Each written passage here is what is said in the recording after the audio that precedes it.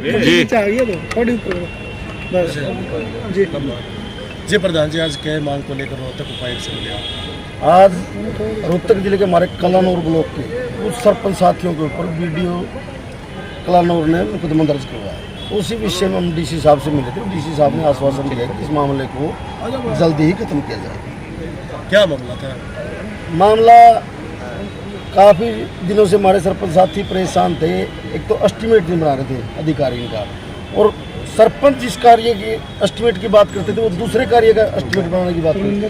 तो इसको लेकर आपस में उनका तालमेल नहीं बना और आपस में बहसबाजी हो गई थी, और उसी विषय में वीडियो साहब ने दरखास्त दी और इनके ऊपर 323 और 506 का मुकदमा दर्ज करवाया। तो क्या आश्वासन मिला है उपायुक्त? डीसी साहब ने बिल्कुल आश्वासन दिया कि 2-4 दिन के अंदर ही आपका मामला ये खत्म कर दिया। कितने सरपंचों के ऊपर?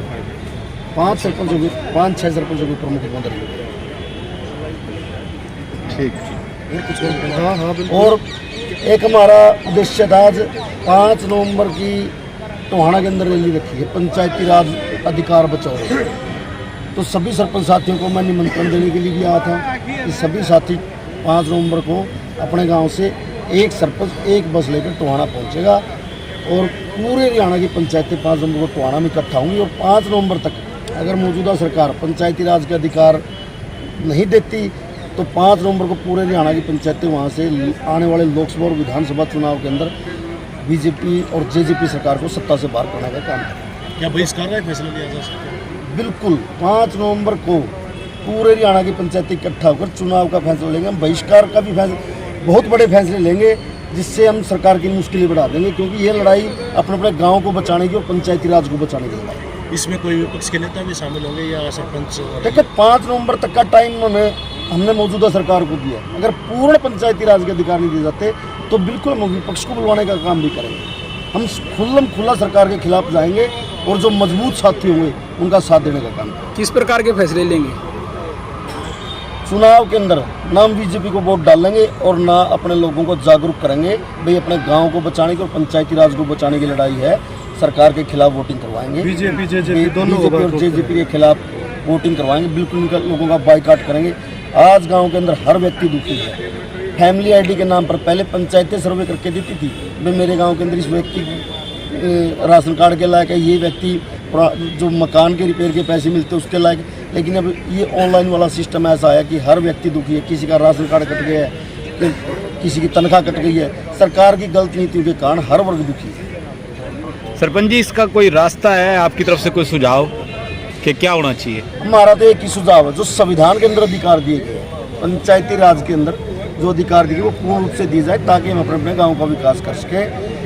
कोई भी देश तरक्की जब करता है जब नीचे से विकास होता है। अगर गाँव का विकास होगा, गाँव तरक्की करेंगे तभी तो देश आगे बढ़ेगा। आपने पहले भी आंदोलन किए हैं, कहाँ तक बातचीत आपकी सरकार के साथ हुई है? कई दौर की बात है, वहाँ तक हल निकल रहा है? सरकार की मंशा साफ है। इन लोगों की निगाह पंचायती राज के बजट के ऊपर, क्योंकि 2 साल जब पंचायतें नहीं थी तो इन लोगों ने अधिकारियों के साथ मिलकर, ठेकेदारों के साथ मिलकर पूरे पंचायती राज के बजट को रखा था। आप एक चीज़ देखना, हर ब्लॉक के अंदर 30 महोत्सव के नाम पे भी पैसे निकालने गए पंचायतों से पहले। कभी कोई पंचायत 30 महोत्सव किसी महोत्सव के नाम से पैसा खर्च नहीं करती, लेकिन अधिकारियों के साथ मिलकर नेता लोगों ने पंचायती राज के बजट को पूरी तरह रखा 2 साल के अंदर। वही लोगों को मुश्किल। अब एक चीज़ देखो, हर ब्लॉक के अंदर एक फर्म निर्धारित करने पर लगे हुए हैं कि उसी फर्म से आप लोग मटेरियल लोगे। भाई वो सीधा सा मकसद है इनका। एक फर्म निर्धारित करने का मकसद है, उस फर्म से अपना सीधा कमीशन खोला जाएगा, और जब एक फर्म से सामान तो वो अपनी मनोबली करेगा, मनमर्जी का मटेरियल देगा, और पंचायतों की मजबूरी हो जाएगी वहाँ से सामान खरीदना, क्योंकि और किसी के बिल पास नहीं होंगे। जैम पोर्टल बनाया एक सरकार ने, भाई पंचायती राज के अंदर जैसे ब्लॉक समिति है, जिला परिषद है और पंचायत ग्राम पंचायतें हैं, कोई भी सामान खरीदना आप जैम पोर्टल से खरीदो। जैम पोर्टल की मैंने लिस्ट दी थी मीडिया के माध्यम से। जो सुप्रीम की प्लास्टिक की कुर्सी होती है वो 700-750 रुपये की मिलती है, लेकिन जैम पोर्टल के ऊपर 3900 रुपये उसका रेट है। जो बीच का पैसा है, आप सोचो, पढ़े लिखे हो सब, वो बीच का पैसा कहाँ जाएगा? एक गोदरेज की अलमारी मार्केट से 10 से 12 हज़ार रुपये मिल जाती है, जैम पोर्टल पर उसकी वैल्यू 1 लाख रुपये है। कोई भी बढ़िया लैपटॉप हरियाणा जैम पोर्टल की कीमत 1.5 लाख। भ्रष्टाचार हो रहा है। बिल्कुल भ्रष्टाचार बढ़ा हुआ है। बिल्कुल अलमारी लाख रुपये ठेकेदारों के साथ मिलकर पंचायती राज का जो बजट है उसको अपना चाहते हैं। हर गांव का विकास रुका हुआ है। ठीक